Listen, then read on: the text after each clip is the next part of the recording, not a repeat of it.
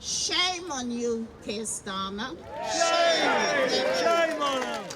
The policy's been under attack for months. MPs have told Number 10 the winter fuel allowance cut was brand-destroying stuff for Labour. But Keir Starmer told the Commons he was going to change policy because the economy had perked up. As the economy improves, we want to make sure people feel those improvements in their days as their lives go forward. And that is why we want to ensure that as we go forward, more pensioners are eligible for winter fuel payments. As you would expect, Mr. Speaker, we will only make decisions we can afford.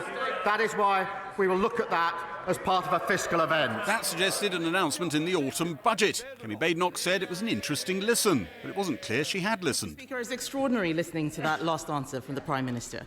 Inflation was 2%. It wasn't until her fourth question the Tory leader got round to addressing the U-turn. Is he planning to U-turn on winter fuel cuts? Yeah. Yes.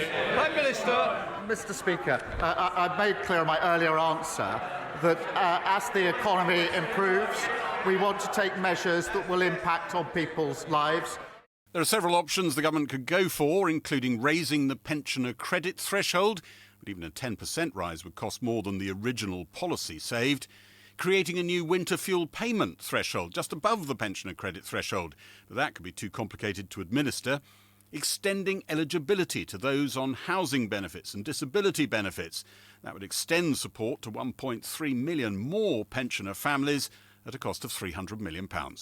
Saying you're going to do a repair job on the winter fuel payment decision covers a multitude of possibilities, doesn't it, in terms of the cost, how many people are affected? It's not really telling us that much at all, potentially. No, absolutely. This could be a very small announcement, it could mean a slight tweak to the policy, or it could be a very big announcement, given that 9 million people lost out originally. There must be some suspicion they're buying themselves time to work out what they can afford and what feels right in the autumn.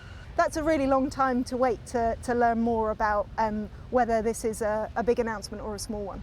I'm suspicious that they are superficially looking as if they're trying to listen to people, but actually I think they're trying to see what they can get away with. I mean, if you're going to do it, just do it. Don't wait. Waiting for what?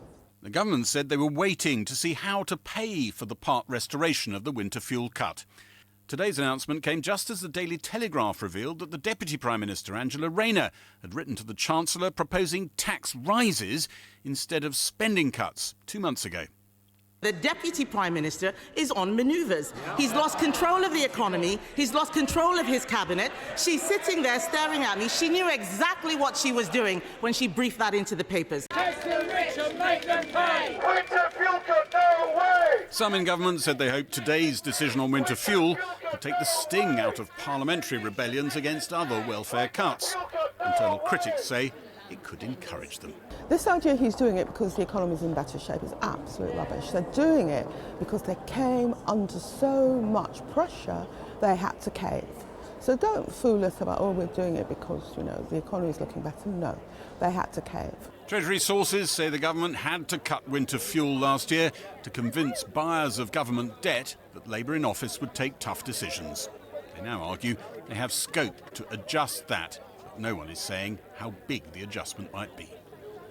This has been a defining saga of this government, the first policy really for which it was known, and amongst the public a very, very unpopular one. For a while, the only policy for which this government was known, which led a lot of MPs to wonder if they really knew what they were doing. And now some of those MPs, and certainly some of the whips, are wondering whether this latest but not last chapter in this saga will send out the message that this is a government that can be pushed around. You can find MPs who are pleased that this has happened. You won't find many that are elated, and you get a flavour of that even when you talk to loyalists in the Labour ranks. One minister said to me, I've been out defending this extremely unpopular policy, and now I'm going to have to defend the climb down. I'm going to paraphrase what the minister said to me now.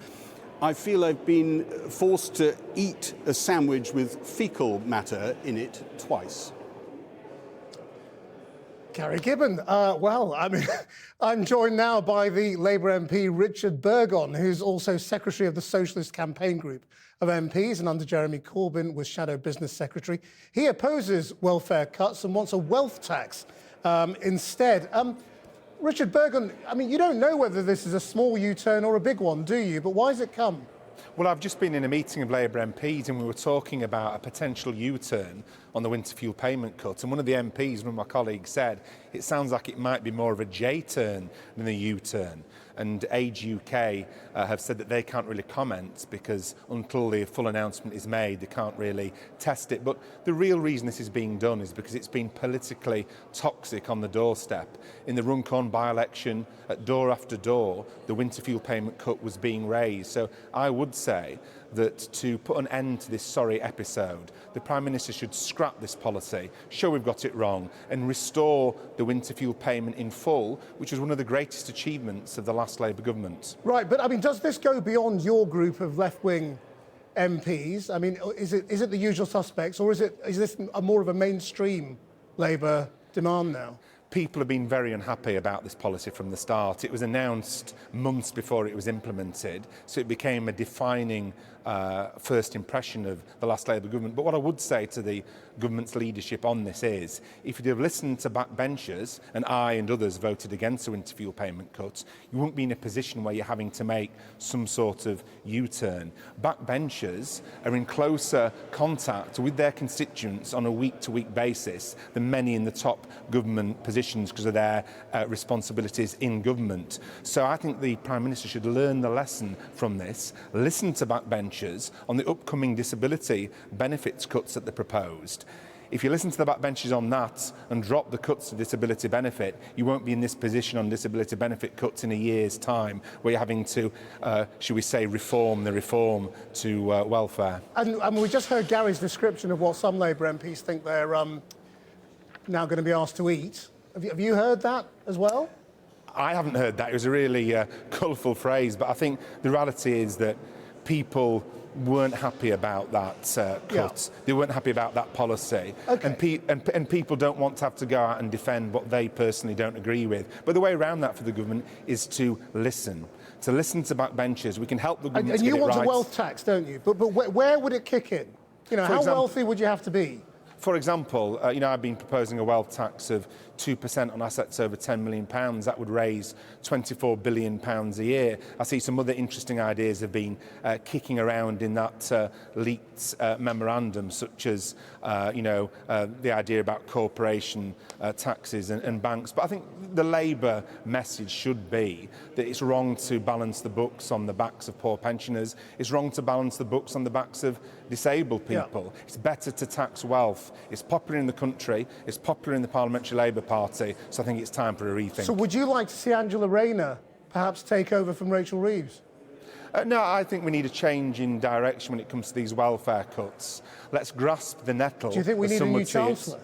And I think we need a new approach. I think Rachel should ditch the fiscal rules, in my opinion, because they're only going to do us harm. They're going to hurt poor people and they're going to not help the Labour government achieve its mission. What we need to do beyond that is grasp the nettle and tax wealth. Why take money off the poorest pensioners? Why take money off people who need assistance to cut up their food, wash themselves and dress themselves, when instead we could have a series of fair and just wealth taxes, which are popular and are right and are the Labour thing to do. And that shows a different type of leadership, which is listening and saying, do you know what? Yeah. Sometimes we get it wrong, and where we do, we put it right. Well, I think people out there I suspect would we'll be that. back debating the detail of whether a wealth tax would work. But Richard Burgon, for now, thank you very much. Thank you.